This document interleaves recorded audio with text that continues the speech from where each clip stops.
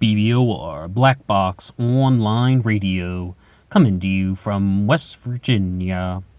So, earlier on the channel, we were talking about the case of Elliot Rodger, the Santa Barbara shooter of 2014, also known as the Isla Vista shooting. But that was something that kind of focused more on the shooting itself and the events of the crimes that Elliot Rodger committed. So I thought we would do a mini upload today, because it's been a while on this channel since we've had like a smaller mini upload, to talk a little bit more about just the sort of early years and the teenage years and the upbringing of somebody like Elliot Rodger, who has gone on to receive a lot of internet fame, mostly because of the incel movement, meaning involuntary celibates. And a lot of people would kind of look to him as someone who was also kind of experiencing what they were experiencing. But the thing is, though, the incel movement has really tried to distance themselves from Elliot Rodger because, I mean, they would have to. There's no real possible way you could have any sort of movement going on when the kind of prime figure that you'd be looking to was a murderer, a mass shooter. I mean, they have to come up with these things saying, oh, he's treated like a clown. 4chan just makes fun of him. I don't necessarily believe those explanations that they've provided, because Elliot Rodger killed 6 people back in 2014, as well as injuring multiple other people, not only shooting them, but also trying to run over people with his car. But when you kind of go through some of the things regarding his earlier years, you can sort of see that there are definite telltale signs that he was kind of a mass shooter in the making. Mostly antisocial behavior, but like to the bazillionth degree. And you really see that these things were going on. And I remember, though, back in not 2014, but 2015, when I had first read the manifesto that had been written by Elliot Rodger, My Twisted World. It was available online, very accessible. I mean, I read the whole thing in one night, and I was talking about it with somebody, and I was saying, kind of making the claim that Elliot Rodger, in his entire life, never had a single friend. And I was going through this YouTube channel that I had never heard of before, who kind of provide like a summary of the Elliot Rodger manifesto, but they have a few lines of commentary, but mostly they're just summarizing it. It was called FEEPIS, F-E-E-P-I-S. I'd never heard of their channel before, but they had a lot of things to say about it, and they did 2 episodes on it called The Supreme Gentleman. Once again, from the FEEPIS channel, they have 2 parts on Elliot Rodger, and they're called The Supreme Gentleman. If they kind of give like a more audio-based recreation of My Twisted World. I don't really think it's fair to say that he didn't have any friends. He definitely had people in his life that he could interact with. One of them was an individual named James that he was playing World of Warcraft with. Another was a girl that he interacted with as a kid growing up and was actually somewhat close to her. So he's somebody who had interaction.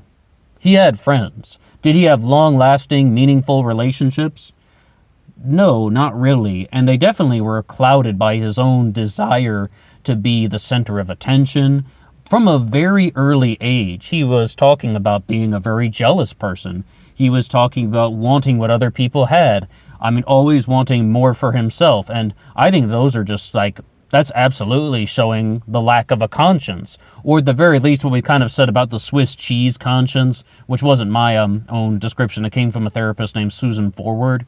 But like a Swiss cheese conscience, meaning like someone has gaping holes in their conscience when they just kind of like would do unthinkable things and unimaginable atrocities. But the thing, though, the reason why I'm focusing in on that one is it's just purely using the laws of logic, just saying, I want more for me and I want less for other people, like selfishness, greed, and, without any sort of morality or humanity being taken into account. That was just my sort of reaction hearing that stuff, when he's sort of saying that he wants to be the center of attention, he wants to just kind of get more. And there's also something, though, that I can't really remember the exact lecture that I heard this in, but it was something from one of the Jordan Peterson uploads. There are just so many of them on YouTube, I can't recall exactly which one. But he says something to the effect of, everybody wants to be the leader of the pack. They just go about it in different ways. And ever since he said that, paraphrasing the quote, of course, but ever since I heard that, I was just like, you begin to notice things in your personal life about how people are interacting in different ways, and you begin to notice about how other people, like maybe even somebody that you know, is not really trying to take on the roles of a leader, but maybe they're being a little bit more manipulative. Maybe they're just kind of sitting back and then they're slowly manipulating him, they slowly manipulate her. They're trying to control things, just in a different way. But Elliot Rodger did more than that. He wanted to be the god of the earth. He wanted to be the person that is going to be worshipped as a god, the supreme gentleman. He was just sort of saying that somebody like him should be the sole figure that is controlling the earth and worshipped as a god. And a lot of people feel like that back in when they're 16 and 17. And we really see, though, that so many things that Elliot Rodger experienced that prior to becoming a mass shooter were very normal growing up, but they were the bad side of normal. The points about, getting weird political ideas about world domination. Yeah, I had those conversations with people. I blame Pinky in the Brain for that, although I think he was a little bit too young for that stuff. But yeah, like a lot of people talk about, this would be a way that we could take over the world if only we conquered these types of governments. I mean, we had a lot of those weird conversations, but I also wanted to note one big thing about just sort of mental awareness education, is a lot of people feel like they are singled out. A lot of people feel like they are the ones who are all alone. But when you look at somebody like the case of Elliot Rodger, the Isla Vista shooter of 2014, what you can see is that he was bullied. And bullying can really push people over the edge. It's one of the primary driving forces in the Columbine shooting, as well as serial killers like Joel Rifkin cited that bullying was the kind of primary sort of abuse that drove him to kill.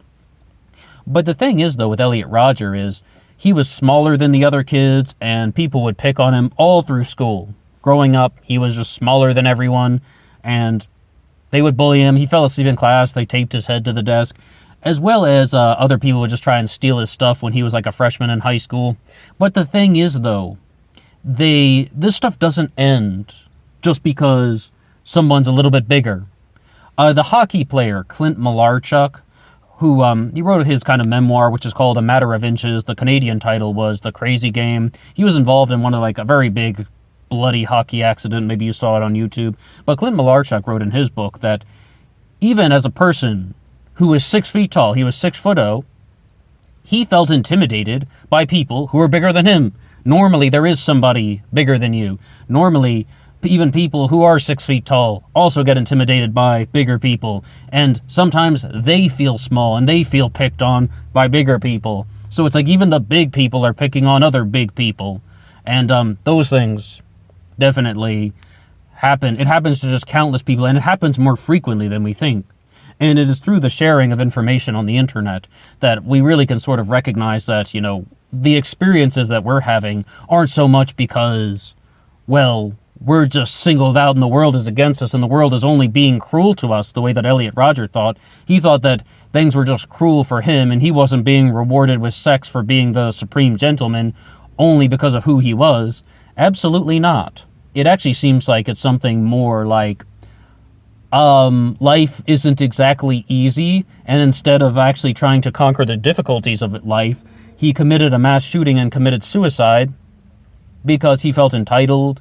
He felt very narcissistic. He was a very big narcissistic individual, as I have stated. And I also said lack of a conscience, budding sociopath, perhaps, where not a complete sociopath, because he was very much in tune with emotions to a certain degree.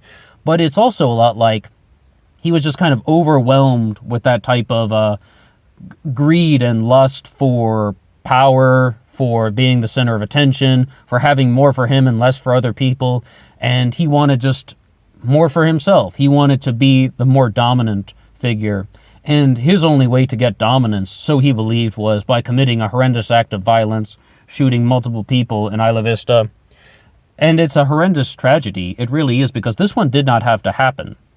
I mean, his parents were somewhat well off. His father experienced financial trouble at one point in life, but his parents were somewhat well off. They could have avoided this. They got him a life coach. They put him in therapy. He had psychiatric treatment. He was prescribed risperidone. He slipped through the cracks. And people just didn't really do much about him. The police even checked up on him the night before the shooting. It was either the night before or 2 days before. They also let him go through. They let him get away. So you see that the issue with Elliot Rodger is he really felt rejected, but in reality, he was going through a lot of the experiences that a lot of other people went through, but he didn't understand that. He didn't really have resources that were telling him that it's normal to be experiencing these things. It's wrong. It's completely wrong. Things like bullying and verbal abuse and kind of rude behavior, and those things are bad. But, we aren't really at the perfect world yet where we can just kind of ignore them all, and or we can forget about them. I mean, he just didn't really have the type of conflict resolution skill set to deal with these issues. And I think a lot of that comes from just a lack of social interaction as a kid and a lack of bonding with other people as a kid. And that kind of allowed him to form the type of sort of Swiss cheese conscience that we mentioned, once again described by Susan Forward. So, I mean, that's just kind of what I have to say about that, about the kind of development stages of Elliot Rodger that would go from someone who was born to a well-off family and then turned into a mass shooter in 2014 and taking his own life by gunshot to the head. But I would love to hear what you guys would have to say. If you have anything to say at all, please drop a comment below. And if you like this upload, you can hit the like button. And if you want to keep discussing about Elliot Rodger, please drop a comment. And I would love to hear from you. Until next time.